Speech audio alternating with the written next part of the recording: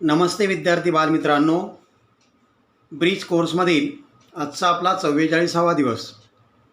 आज आपण trigonometric ratios of specific measured अँगलचा स्टडी करणार आहोत.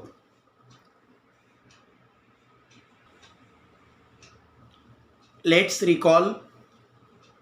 Observe the following figures and see what you remember.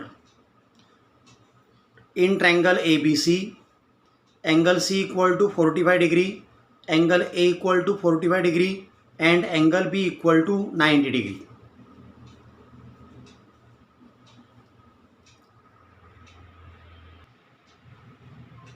AC equal to 1, then theorem of 45 degree and 90 degree says that side AB equal to side BC equal to 1 upon root 2 into hypotenuse. 1 upon root 2 into hypotenuse 1 आहे, म्हणजे ही side आपल्याला मिळालेली आहे 1 upon root 2. हे clear दिसत नाही, हे 1 upon root 2 आहे, लक्षात घ्या. Similarly side BC equal to 1 upon root 2 into hypotenuse. ही व्हॅल्यू आहे 1. 1 ने मल्टिप्लाय केलं तर यावर काही फरक पडणार नाही. Therefore BC equal to 1 upon root 2.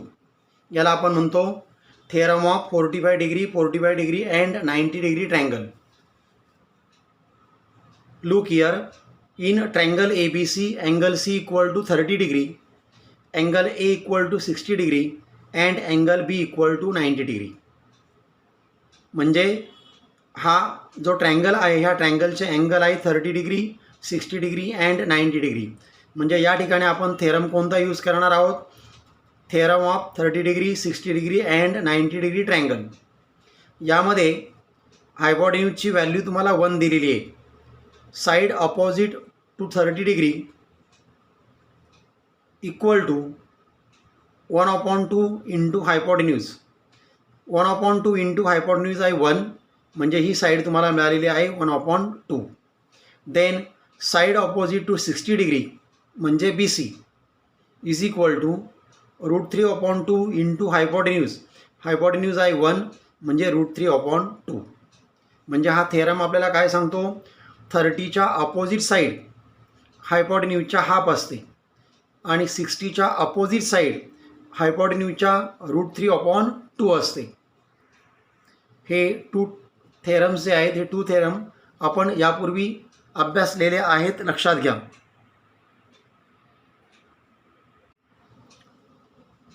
Important points. Trigonometric ratios of specific measured angle. काही स्पेसिफिक अँगल आहेत, त्यांचे आपल्याला काय करायचे आहेत?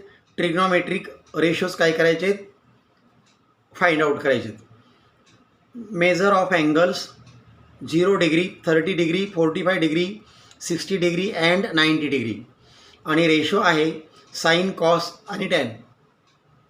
साईन 0ची व्हॅल्यू आहे 0, साईन 30ची व्हॅल्यू आहे 1 upon 2, साईन 45ची व्हॅल्यू आहे 1 upon √2, साईन 60ची व्हॅल्यू √3 upon 2 आणि साईन 90ची व्हॅल्यू आहे 1. या व्हॅल्यू जर तुमच्या लक्षात आल्या तर यावरून आपल्याला कॉसच्या व्हॅल्यू लिहायला काही अडचण नाही, लक्षात घ्या. क्रॉसच्या व्हॅल्यू आपण उलट लिहिणार बघा. इथे 1 आहे, तो इथे येणार. √3 upon 2 इथे येणार. 1 upon √2 इथे आला, 1/2 इथे आला आणि 0 इथे आला. म्हणजे उलट व्हॅल्यू आपल्याला कॉसच्या मिळतात. आता आपल्याला टॅनच्या व्हॅल्यू फाइंड आउट करायच्यात. टॅनच्या व्हॅल्यू फाइंड आउट करताना साईन हा जो रेशो आहे याची जी व्हॅल्यू आहे, साईन 0ची व्हॅल्यू 0 आहे बघा. त्यानंतर कॉस 0ची व्हॅल्यू 1 आहे. तर या व्हॅल्यूचा घ्यायचा न्यूमरेटर डिवायडेड बाय या व्हॅल्यूचा घ्यायचा न्यूमरेटर. म्हणजे या व्हॅल्यूच्या न्यूमरेटरला या व्हॅल्यूच्या न्यूमरेटरने डिवाईड करायचं. म्हणजे साईनची जी व्हॅल्यू आहे तिचा न्यूमरेटर अपॉन कॉसची जी व्हॅल्यू आहे तिचा न्यूमरेटर. इथे 0 आहे म्हणजे 0 upon 1 आहे. इथे 1 आहे म्हणजे 1 upon 1 आहे. 0 upon 1 म्हणजे याचा न्यूमरेटर आहे 0, डिनॉमिनेटर आहे 1. इथे 1 म्हणजे 1/1, न्यूमरेटर आहे 1 आणि डिनॉमिनेटर पण 1 आहे. आपण 1 काही डिनॉमिनेटर लिहित नाही, लक्षात घ्या. आता tan 0ची व्हॅल्यू आपल्याला फाइंड आउट करायची. याचा आपण घेणार न्यूमरेटर म्हणजे 0, याचा न्यूमरेटर म्हणजे 1, म्हणजे 0/1. 0ला कोणी पण डिवाइड केलं तर आन्सर आपलं 0च येतं. म्हणजे tan 0ची व्हॅल्यू आहे 0. देन tan 30 डिग्री, न्यूमरेटर आहे 1, न्यूमरेटर आहे √3, म्हणजे 1/√3 ही व्हॅल्यू आपल्याला मिळालेली आहे. देन tan 45, न्यूमरेटर आहे 1, न्यूमरेटर आहे 1, म्हणजे 1/1 म्हणजे 1च. tan 60ची व्हॅल्यू, न्यूमरेटर आहे √3, न्यूमरेटर आहे 1, √3/1, आपण काही 1 लिहित नाही म्हणजेच √3. tan 90, इथे न्यूमरेटर आहे 1 आणि डिनॉमिनेटर पण 1 आहे. इथे न्यूमरेटर आहे 0 आणि डिनॉमिनेटर आहे 1. आपण टॅनची व्हॅल्यू लिहिताना काय करतो, साईनचा न्यूमरेटर डिवायडेड बाय कॉसचा न्यूमरेटर. इथे न्यूमरेटर आहे 1 अपॉन याचा न्यूमरेटर आहे 0, म्हणजे 1/0. आपल्याला 0ने डिवाइड करता येत नाही, म्हणजे अशा प्रकारचा जो रेशो आहे तो नॉट डिफाईन, म्हणजे अशा प्रकारच्या रेशोची आपण व्याख्या करू शकत नाही, नॉट डिफाईन. आणि मग यावर डिपेंड्स आपल्याला सम सॉल्व करायचे आहेत. त्यांनी सम काही आपल्याला दिलेले आहेत आणि आपण मग काही सम सॉल्व करणार आहोत. यासाठी आपल्याला साईन कॉस हे जे 3 रेशोज आहेत आणि त्यांचे जे हे अँगल आहेत 0 degree, 30 degree, 45 degree, 60 degree and 90 degree, ह्या अँगलच्या ज्या व्हॅल्यू आहेत या व्हॅल्यू तुम्हाला माहिती असणं आवश्यक आहे. ह्या जर व्हॅल्यू तुम्हाला माहिती असेल तरच तुम्ही यावरील सम हे सॉल्व करू शकता. आपण आता काही त्यांनी सॉल्व केलेले सम बघूया. Solve the example. First, find the value of 2 tan 45 degree plus cos 30 degree minus sine 60 degree. Example पुन्हा राईट केलेलं आहे. इक्वल टू 2 इंटू tan 45ची व्हॅल्यू आहे 1 प्लस कॉस 30ची व्हॅल्यू आहे √3/2 मायनस साईन 60ची व्हॅल्यू आहे √3/2 आणि मग 2 1 जा 2 प्लस √3/2 मायनस √3/2 हे याला कॅन्सल होणार आहे, म्हणजे तुम्हाला मिळालं 0 आणि 2 + 0 = 2, म्हणजे आपल्याला व्हॅल्यू मिळालेली आहे 2. Second example.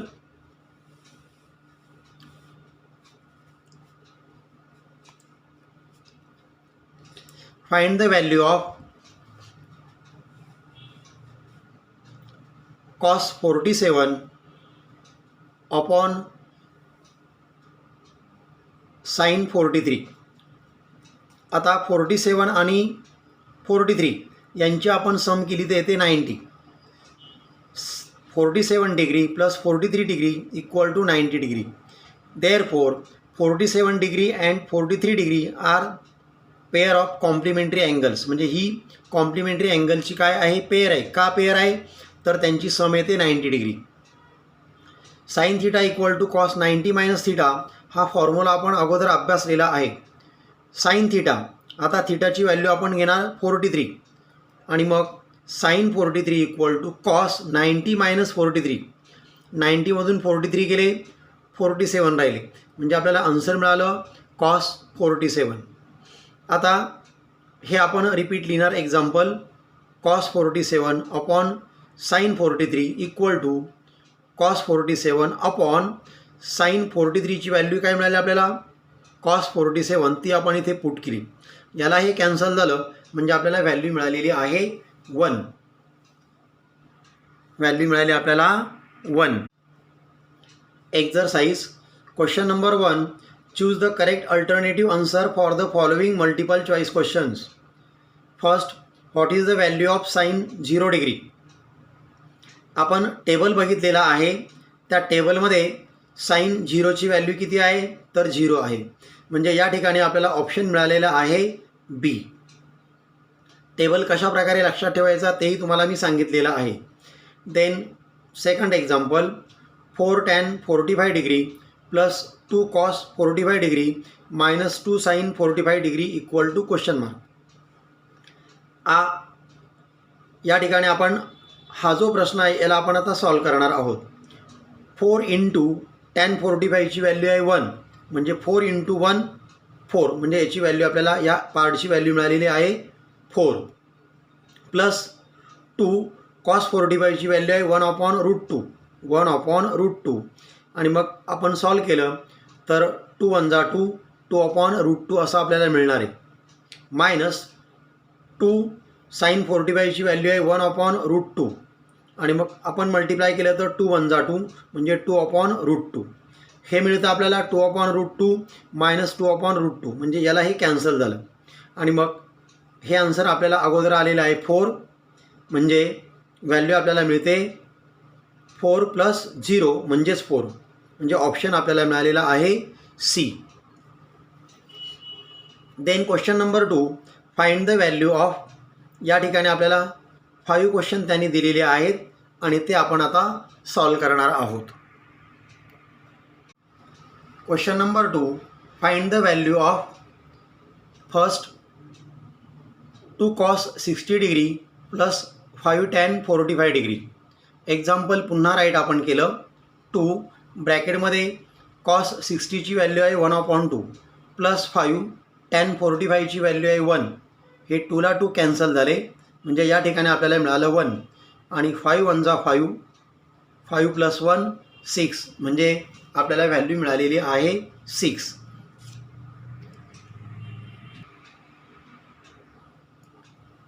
Then second example 4/5 tan square 30 plus 3 sin square 30. Example पुन्हा राईट केलं. 4/3 tan 30ची व्हॅल्यू आहे 1/√3. इथे स्क्वेअर आहे म्हणजे 1/√3चा स्क्वेअर केला आपण प्लस 3 sin 30ची व्हॅल्यू आहे 1/2 स्क्वेअर आहे म्हणजे 1/2चा स्क्वेअर करावा लागेल. 4/5 इंटू 1चा स्क्वेअर 1 √3चा स्क्वेअर 3 प्लस 3 ब्रॅकेटमध्ये 1चा स्क्वेअर 1 2चा स्क्वेअर 4. मल्टिप्लिकेशन आपण करून घेणार आहोत. 4 1 जा 4 अपॉन 5 3 जा 15. इथे साईन नाही दोघांच्यामध्ये म्हणजे मल्टिप्लायचं साईन आहे लक्षात घ्या. प्लस 3 1 जा 3 अपॉन 4. आता हा एक इंटिजर आहे आणि हा एक इंटिजर आहे. या दोघांची आपल्याला आता सम करायची म्हणजे आपल्याला काय करावं लागेल. डिनॉमिनेटर जो आहे त्यांचा एलसीएम काढावा लागेल. 15 आणि 4चा एलसीएम मिळतो आपल्याला 60. यापूर्वी पण मी तुम्हाला हे सांगितलेलं आहे. म्हणजे या ठिकाणी आपल्याला आता क्रॉस मल्टिप्लिकेशन करावं लागेल. 4 4 जा 16 15 3 जा 45 अपॉन यांचं मल्टिप्लिकेशन 15 4 जा 60. या दोघांची सम केली तर येते 61 अपॉन 60 आहे. तसेच अशा प्रकारे आपल्याला ही व्हॅल्यू मिळते. Third question cos square 45 plus sin square 30. Example आपण पुन्हा लिहिलं. cos 45ची व्हॅल्यू आहे 1/√2 स्क्वेअर आहे म्हणजे 1/√2चा स्क्वेअर प्लस sin 30ची व्हॅल्यू आहे 1/2 साईनचा स्क्वेअर आहे म्हणजे 1/2चा स्क्वेअर. 1चा स्क्वेअर 1 √2चा स्क्वेअर 2 प्लस 1चा स्क्वेअर 1 2चा स्क्वेअर 4. परत हा एक इंटिजर आला हा एक इंटिजर आला. यांची सम करताना आपल्याला काय करावं लागेल. आता डिनॉमिनेटरचा एलसीएम काढावा लागेल म्हणजे 2 आणि 4चा एलसीएम काढावा लागेल. 2 आणि 4चा एलसीएम येतो 4 कारण 2च्या टेबलमध्ये 4 आहेत. आणि मग इथे आपल्याला काय करावं लागेल. आता या 2च्या टेबलमध्ये 4 केव्हा आहे तर 2 2 जा 4 आणि मग त्या 2ने याला मल्टिप्लाय करायचं म्हणजे 2 1 जा 2 प्लस 4च्या टेबलमध्ये 4 केव्हा आहे तर 4 1 जा 4 म्हणजे त्या 1ने याला मल्टिप्लाय करायला लागेल 1 1 जा 1 आणि डिनॉमिनेटर आपल्याला 4 ठेवावा लागेल कारण तो एलसीएम आलेला आहे. 2 + 1 3 3/4. Question number 4 2 sin 30 plus cos 0 plus 3 sin 90. Example पुन्हा आपण राईट केलं. 2 ब्रॅकेटमध्ये sin 30ची व्हॅल्यू आहे 1/2 प्लस कॉस 0ची व्हॅल्यू आहे 1 प्लस 3 साईन 90ची व्हॅल्यू आहे 1. 2ला 2 कॅन्सल झाले म्हणजे या ठिकाणी 1 मिळालं. हा 1 आहे असाच 3 1 जा 3. 3 प्लस 1 म्हणजे झाले 5. म्हणजे आपल्याला व्हॅल्यू मिळालेली आहे 5.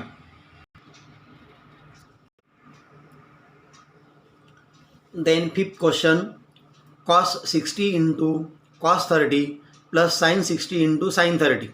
एक्झाम्पल पुन्हा आपण राईट केलं. कॉस 60ची व्हॅल्यू 1/2 इंटू कॉस 30ची व्हॅल्यू √3/2 प्लस साईन 60ची व्हॅल्यू √3/2 इंटू साईन 30ची व्हॅल्यू 1/2. मल्टिप्लिकेशन करून घ्यायचं. √3 इंटू 1 म्हणजे √3. 2 2 जा 4/4 प्लस √3 इंटू 1 √3 अपॉन 2 2 जा 4. आता या ठिकाणी डिनॉमिनेटर सेम आला आहे बघा, म्हणजे आपण तोच ठेवणार आणि न्यूमरेटरची सम करून घेणार. √3 प्लस √3 म्हणजे 2 टाइम्स √3. आता यामध्ये आपण डिवाईड केलं तर बघा 2 1 जा 2, 2 2 जा 4 म्हणजे आपल्याला व्हॅल्यू मिळाली √3/2. व्हॅल्यू आपल्याला मिळालेली आहे √3/2. अशा प्रकारे सम सॉल्व करायचे. या ठिकाणी आपला हा पार्ट कंप्लीट झालेला आहे. यावरील सम तुम्ही स्वतः सॉल्व करायचे आहेत. थँक्यू.